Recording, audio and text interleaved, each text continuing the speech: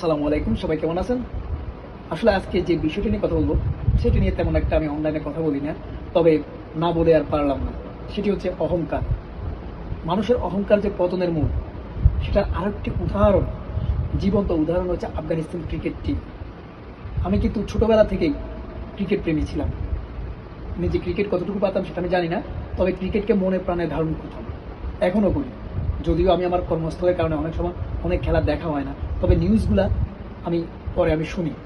তো মূল কথা সেটি হচ্ছে, বাংলাদেশ যখন এশিয়া কাপে পার্টিসিপেট করবে তার আগে কিন্তু আফগানিস্তানকে আমন্ত্রণ জানিয়েছিল প্রস্তুতি ম্যাচ খেলার জন্য। তারা কিন্তু সেটা কৌশলে ইগনোর করে দিয়েছে। তারা নিজেদেরকে এশিয়ার দ্বিতীয় বৃহত্তম শক্তিশালী ক্রিকেট টিম হিসেবে তারা নিজেরা মনে করে, অফিসিয়ালি নয়, তারা নিজেরাই মনে করে। তারপরে যখন বাংলাদেশের সাথে খেলার প্রশ্ন উঠেছিল এশিয়া কাপে, তখন তারা বলেছিল বাংলাদেশ এবং পাকিস্তান কিছুই নয় তাদের কাছে। তাদের যে কোচ, সে তো অকপটে বলেই দিয়েছিল সংবাদ সম্মেলনে বাংলাদেশ কি 2-3টা এশিয়া কাপ জিতেছিল। তার সাথে ভয়ঙ্কর যে ব্যাপারটি সেটি হচ্ছে, যখন বাংলাদেশ আফগানিস্তানের ম্যাচের খেলা চলতেছিল, তখন কিন্তু আফগানিস্তানের যে মূল কোচ রয়েছে, হেড কোচ জনাথন ট্রট, সে কিন্তু একটা বল বাউন্ডারি থেকে ছুড়ে মেরেছিল বাংলাদেশের একজন ফিল্ডারের শরীরে। এটা নিয়ে বিপুল সমালোচনার মুখে পড়েছে।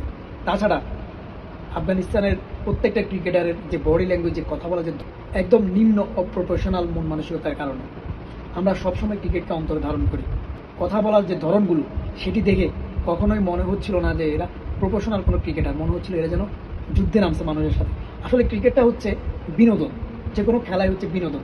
এই বিনোদনটাকে মূলত নষ্ট করে দিচ্ছে ভারত এবং আফগানিস্তানের মতো। আমি যতটুকু জানি, সারা বিশ্বে ক্রিকেটকে বলা হয় ভদ্রলোকের খেলা, কিন্তু এই দুইটা দলের কারণে ক্রিকেট আজকে পুরো পৃথিবীর কাছে উপহাস হয়ে যাচ্ছে। মনে হচ্ছে যেন প্রতিনিয়ত এটি আরও ধ্বংসের দিকে চলে যাচ্ছে। আমরা চাই না এরকম একটা বিনোদনমূলক একটা ক্রিকেট, একটা জনপ্রিয় একটা খেলাকে যেন তারা অন্যদিকে প্রবাহিত যেন না করতে পারে। আসলে মূল কথা হচ্ছে, খেলাটা হচ্ছে অন্তরের একটা প্রশান্তি, এটাকে যেন প্রতিহিংসা যেন না পরিণত হয়, সেটাই প্রত্যাশা রইল। আর বাংলাদেশের জন্য শুভকামনা রইল, যেন এবার এশিয়া কাপটা আমাদেরই হয়।